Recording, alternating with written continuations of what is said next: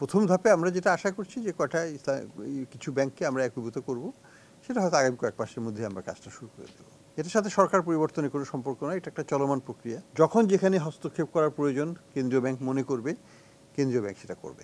দুর্বল ব্যাংক একীভূত করতে সম্প্রতি বাংলাদেশ ব্যাংকের গভর্নরের এমন বক্তব্যের পর আবারও সামনে আসে এবার একসঙ্গে মিলছে কোন ব্যাংকগুলো। 5টা ব্যাংকটা একত্রীভূত করতে গিয়ে আমাদের এক্সিম ব্যাংকটাকে কিভাবে কেন এখানে ঢুকাচ্ছেন উনি, এটা আমার কাছে বোধগম্য না। কেন্দ্রীয় ব্যাংকের তথ্য, এবার একীভূত হচ্ছে Exim Global Union, First Security ও সোশ্যাল ইসলামী ব্যাংক। ব্যাংকগুলোর বর্তমান কার্যক্রমে দেখা যাচ্ছে আমদানি রপ্তানি বাণিজ্যের সঙ্গে প্রবাসী আয় দেশে আনার ক্ষেত্রে অন্য 4 ব্যাংকের চেয়ে বেশ এগিয়ে এক্সিম ব্যাংক।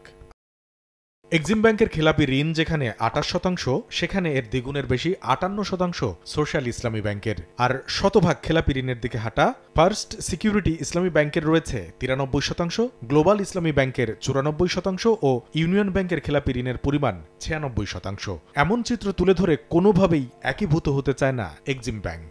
টোটাল 4টা ব্যাংকের ব্যবসা আমার ব্যাংকের থেকেও কম, এবং 1000-2000 কোটি টাকা, 8 থেকে 10,000 কোটি টাকা কম 24 সালের।